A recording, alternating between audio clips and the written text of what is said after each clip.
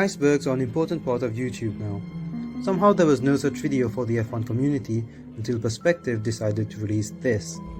Interestingly, the Spanish F1 community already has 2 comprehensive videos, so if hablas español y confías en el plan, go have a look at these as well. This video will mainly use this post from Twitter for inspiration. That is not perfect or exhaustive, but does a fantastic job at listing some of the best topics to cover. Do go follow this guy, it's his post after all. Disclaimer 1. Some topics will be controversial as this is an iceberg. The video does not want to offend or undermine anyone, just describe some more obscure F1 events. Second disclaimer, we obviously all know what happened in some recent controversial events such as the 2021 Belgian Grand Prix or the 2021 Abu Dhabi Grand Prix, so I will not be covering them. And for coverage on what the Rich Energy fiasco was, for example, I highly recommend just watching Josh Revels or John Warren's videos. Alright, time to dive into this.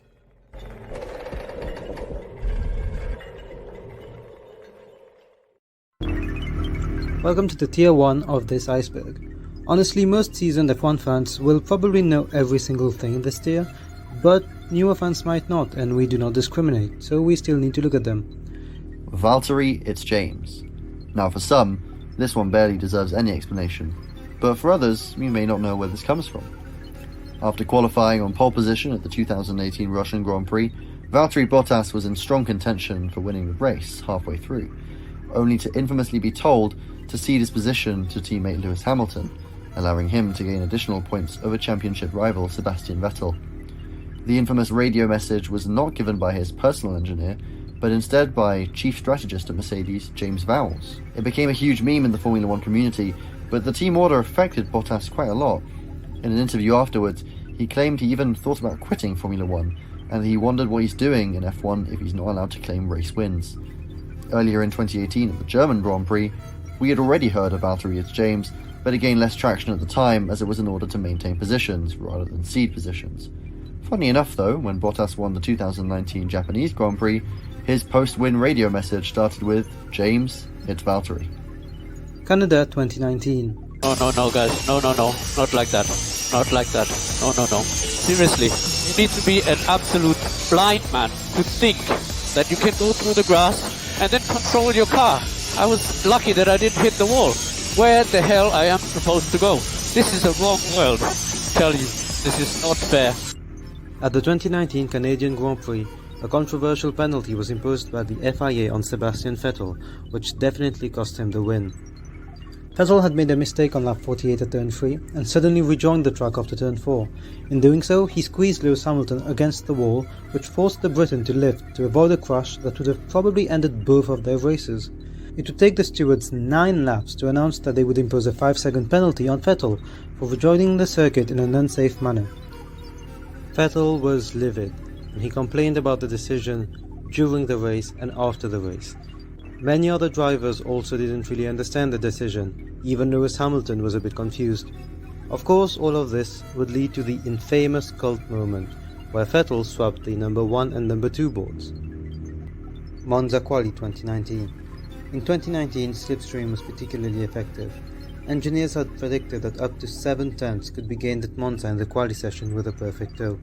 The problem with that was that every single driver knew about it. When Q3 arrived, nobody wanted to be the man towing everyone, so nobody wanted to be ahead of the pack.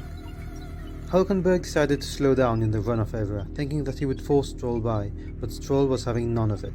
Eventually it became apparent that due to their own stubbornness, not every driver would be able to get a final lap in. Actually, that's an understatement, as only Carlos Sainz managed to get a lap in and move up to 7th. One of the best circuits for quali sessions thanks to its sheer speed, ruined, and we didn't get to witness a final lap shootout. Leclerc got his 4th pole position of the season on Ferrari home soil. Backlash ensued. Toto Wolff said that everyone looked like idiots, Christian Horner said that it was a cluster scenario, while drivers all pinned the blame on each other. Media obviously described the situation as bizarre, farcical, and a plain nightmare. Ferrari 2019 engine. 2019, a season that was marked by the Red Bull second driver conundrum and Charles Leclerc taking the sport by storm on his first season at Ferrari, going on to beat teammate and 4-time world champion Sebastian Vettel. Ferrari took 9 pole positions that season. Surely that meant they were on the up and was about to challenge Mercedes for the title in 2020. No. Ahead of the United States Grand Prix, the FIA issued a technical directive that indicated any subversive tactics centered around the tricking of the fuel sensor was illegal. Passing of electrical current through the FIA mandated fuel sensors would theoretically allow for excess fuel to be used and hand an advantage in terms of engine performance. Having achieved the best results through the speed traps compared to its rivals at top-end speed, all of a sudden the straight-line pace had vanished and served to bolster theory centered around the exploit. After the culmination of the 2019 season, it was revealed that Ferrari had violated technical regulations involving fuel flow and oil burning using a clever system that manipulated the sensors monitoring these rates.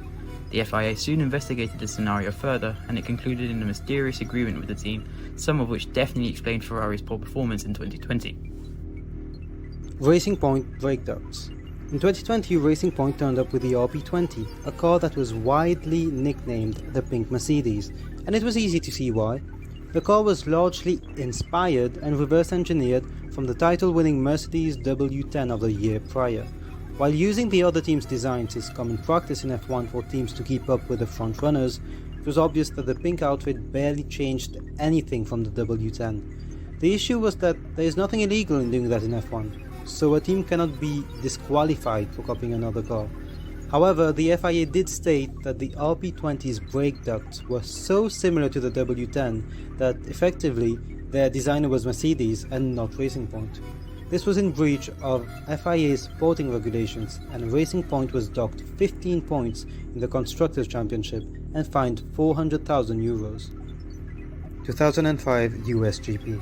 The 2005 USGP was an omnishambles of an event, and all I will say for this one is that we ended up with this grid of 6 cars. Only the teams with Bridgestone tyres decided to take part in the race. All the Michelin runners went back to the pits on the formation lap. This meant that all the fans had come to a race which only had 6 cars. Schumacher easily won the race with Barrichello in second and Thiago Monteiro's Jordan in third. This race would also see Narain Karthikeyan get the only points of any Indian driver in F1 with his 4th place. The 2005 USGP is widely known as one of the most shameful races in recent F1 history. Suzuka 1989 and 1990. I don't want to spend too much time on this as it's the most documented F1 rivalry of all time, but it still needs to be mentioned. The rivalry between teammates Alain Prost and Ayrton Senna had reached boiling point at McLaren in 1989. A very succinct summary is that with 2 races to go, Senna had to win both of them to stand a chance of becoming champion. On lap 46, Senna tried to dive on the inside of Prost, who roughly closed the door. Prost was out, but Senna got a push from the marshals to restart his dead engine and eventually won the race. However, FIA President Jean-Marie Balestre stated that by missing the chicane, Senna had not completed the lap and he was disqualified. Again, I won't go too deep into this, but Senna stated that it was a biased decision from Balestre to favour his fellow countryman Prost, and that it was a conspiracy. Fast forward 1 year, Prost left McLaren for Ferrari after stating that he cannot have Senna as a teammate anymore. As they arrived for the penultimate race in Suzuka, a summary is that a DNF from both Senna and Prost would make Senna a double world champion, as Senna was leading the championship this time. Senna took pole position in qualifying, but the pole was located on the dirty side of the track. Prost therefore somehow had an advantage by qualifying second. Senna appealed, but Balestre refused to budge. Unsurprisingly, Prost took the advantage at the start and Senna drove into Prost, ending both their races and Senna prevailed this time. Martin Brundle stated that the 1990 incident was particularly scary as it was premeditated and had intent, and that we should not always look back on this with rose-tinted glasses. Adelaide 94. One of the most famous championship deciding races. The 1994 season saw Michael Schumacher and his Benetton win 6 of the opening 7 rounds, a period that was of course marked by the tragic death of Ayrton Senna. Williams sorted out some issues with their car, and some misdemeanors from Schumacher and Benetton allowed Hill to enter the final race of the season just 1 point behind Schumacher. It really would be a case of whoever won that race would win the title. Where else have we seen this scenario? The pressure was certainly on both drivers as they gunned hard for their first world title. At the start of the race, Schumacher and Hill both overtook pole sitter Nigel Mansell, and the battle was on. Schumacher seemed to have the edge, but on lap 35 the German went off at the east terraced corner and slammed into the wall, bringing Hill right up behind him. Hill then dived to the inside of Schumacher at the next corner, and the pair met. Hill hit the side pot of the Benetton, which lifted it onto 2 wheels and speared off into the wall. Schumacher was out of the race, but so was Hill. Despite making it back to the pits, the front right suspension of the Williams was too damaged for the British driver to continue, and thus Schumacher won the title by a solitary point over his rival. Schumacher has always obviously claimed that he never turned into Hill on purpose, but to many though it was a deliberate act. Perhaps not as clear as the next topic though. Jerez 97. How do we mention Adelaide 94 without talking about Jerez 97? In 1995 and 1996, Schumacher and Hill would keep battling, with Schumacher winning his second title in 1995 and Hill winning in 1996. But meanwhile, rookie Jacques Villeneuve was impressive, and as Hill left Williams, Villeneuve became Williams' lead driver in 1997. Villeneuve and Schumacher kept trading the lead of the championship, and eventually, just like in 1994, the German arrived at the final race with a 1-point lead over his rival. Villeneuve, Schumacher and Frentzen, who was Villeneuve's teammate, all registered the exact same fastest qualifying time, 1:21.072. Villeneuve was awarded pole position since he had set the time first, and this would be the final pole position of his F1 career. Schumacher had a good start, overtaking Villeneuve to take the lead. By lap 48 though, Villeneuve was catching up to Schumacher and attempted to overtake. Braking later than the German at the dry sack corner, Villeneuve had the inside line and was slightly ahead when Schumacher turned into him, his front right wheel connecting with the sidepod of the Williams car. Schumacher retired on the spot, and Villeneuve went on to take third place and earn 4 points, enough to take the 1997 title. Schumacher was later punished by the FIA for causing an avoidable accident and was disqualified from the championship, although his race results, which are his grid position, finishing position and points, still counted towards his official statistics. Spygate. Where do I start with this? I have got no idea how to summarize Spygate without at least 50 minutes of talking. I'm going to try, but I'm going to have to leave some information aside. So, in 2006, McLaren announced that their 2 drivers for the 2007 season would be the incumbent double world champion Fernando Alonso and that year's GP2 champion Lewis Hamilton. For a number of reasons, they were closely matched, perhaps because both drivers are among the greatest Formula 1 has ever seen. So let's cut to the chase. Nigel Stepney was Ferrari's chief mechanic in 2007, which he was very unhappy about. He expected the promotion to team principal, but it never happened. One of his close friends was former Ferrari employee, who then became chief designer at McLaren, Mike Coughlin. Stepney first told Coughlin about an illegal device Ferrari used to win the first race of the 2007 season. Many things happened. Coughlin told his boss about the device, the boss informed the FIA, and the FIA took no action as several months had passed since the first race, so there was no way to investigate. Ferrari also wondered how McLaren accessed Ferrari data, but the FIA also chose not to investigate the British outfit. This was part 1, and nothing came from it. Coughlin's boss told him to inform Stepney to stop the leaks on Ferrari, as he'd rather avoid any controversy. What happened then? Well, Stepney gave Coughlin a dossier with 780 pages of classified information, designs, data, and pictures of the Ferrari F2007. All of that in physical form. Can you imagine carrying those 780 pages of treasure back home? More precisely, he couldn't carry it to Woking at the McLaren headquarters, so he asked his wife to get it scanned at his copy shop. And it turns out that Clark was a Ferrari fan who managed to contact Ferrari. Movie stuff. Spygate was revealed. Ferrari denounced the leak to the FIA, and after thorough scrutiny of McLaren's headquarters, the FIA ruled that McLaren was clean. Nothing came out of Part 2 as well. Meanwhile, tensions between Mr. El Blen and rookie Lewis were at an all-time high at the Hungarian Grand Prix after Alonso was penalised by the FIA for blocking Hamilton in the pit lane during qualifying. Alonso was already tired of McLaren's big boss Ron Dennis at this point, whom he thought strongly favoured Hamilton. He allegedly threatened to leak everything to the FIA himself, to which Dennis reacted by contacting the FIA president Max Mosley himself. Mosley ordered a second scrutiny, which would include testimonies from the 3 McLaren drivers, Alonso, Hamilton, and reserve driver Pedro de la Rosa. Time for Part 3, and this time everything was revealed, including the ways in which McLaren improved their own car by using Ferrari data. McLaren was stripped of all their points in the Constructors' Championship, but the drivers were allowed to regain their own points as part of the deal with the FIA. McLaren also received the humongous fine of $100 million, the highest ever issued in Formula 1, motorsports, and actually any sport ever. Again, this is a very rough summary, and check out CY Motorsport for a much more complete account of what is undoubtedly the biggest scandal in Formula 1 history. Crashgate. Following the biggest scandal in Formula 1, why not talk about what I think is the second biggest scandal? And as an Alonso fan, I sure have to say it's not great he was involved in both of these. In September 2008, the very first night race in Formula 1 took place in Singapore, and had Plan 1, a remarkable recovery drive from P15 on the grid, thanks to a smart strategy. Well, that's what we thought happened.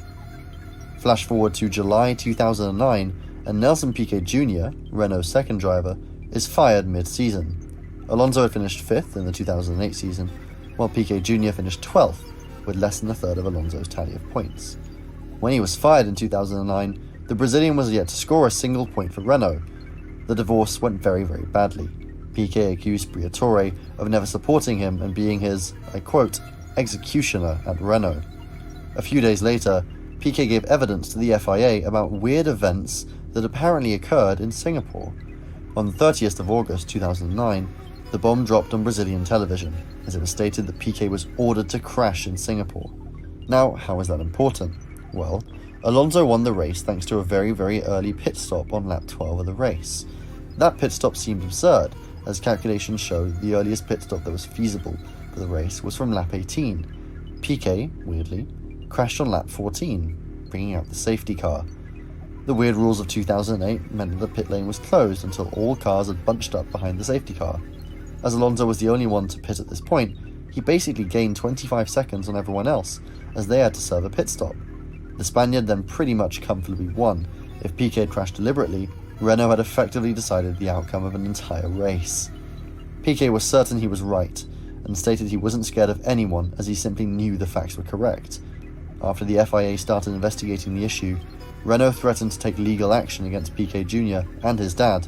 However, 5 days later, on the 16th of September 2009, Renault announced it would not be contesting any of the charges, and added that Managing Director Flavio Briatore and Executive Director of Engineering Pat Simmons had quit. At first, Renault was suspended for 2 years and faced a potential ban from Formula 1. Briatore was banned indefinitely from any FIA-sanctioned event, and Simmons received a 5-year ban. Furthermore, Briatore was indefinitely banned from managing drivers. Alonso, though, was cleared of any wrongdoing from the FIA. Briatore was successfully able to appeal the punishments, and a French court overturned the ban without absolving anyone of blame. The conclusion of Crashgate was that in April 2010, the FIA announced a settlement with Briatore and Simmons, and that the legal action had been ended. Both men agreed not to work in Formula 1 until 2013, or any other FIA-sanctioned championship until the end of 2011. Did Fernando Alonso know about Crashgate as it happened? I'll try to be as unbiased as possible and say that Briatore probably at least told him to trust the strategy and they would pay off pitting early without giving any more details. Some will suspect that Fernando definitely knew, as there's no way he would have pitted for no reason 5 laps before anyone else, especially as we know how hands-on Alonso is with his races. But some will say that the 2008 safety car rules could definitely be exploited, and a crash on a tight circuit like Singapore was likely. Alonso was only starting 15th, and Piquet finished 2nd in Germany that year thanks to similar circumstances, so honestly, who knows? Anyway, you know the drill here. CY Motorsport, of course, has a great longer video on this, so you can check that out for the full rundown of events. Mercedes wheel rims.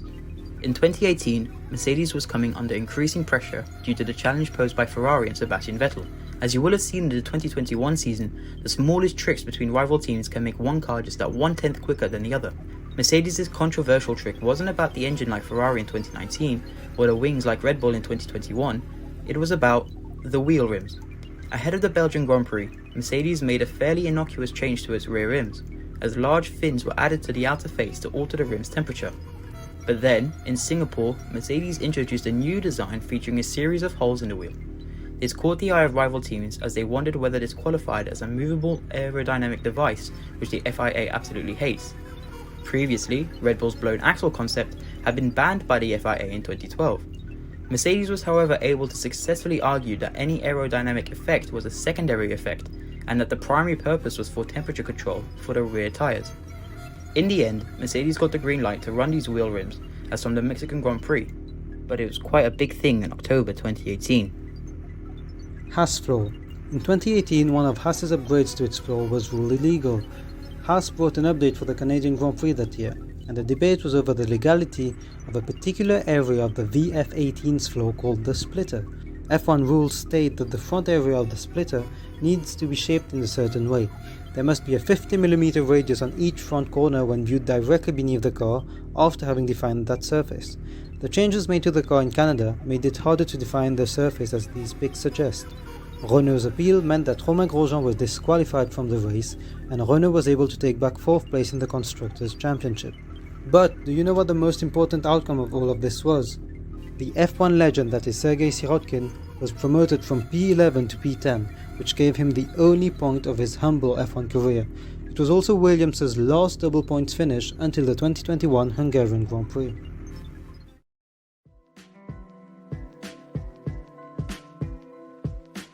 And so, we've looked at the tier 1 of this iceberg. This is only the first part of a 4-part series, and hopefully you learned at least one thing, but do realize that it only gets more obscure as from now. Subscribe if you don't want to miss part 2 of the iceberg series, leave a like if you enjoy this kind of videos, and comment what was the most controversial issue that I mentioned in tier 1.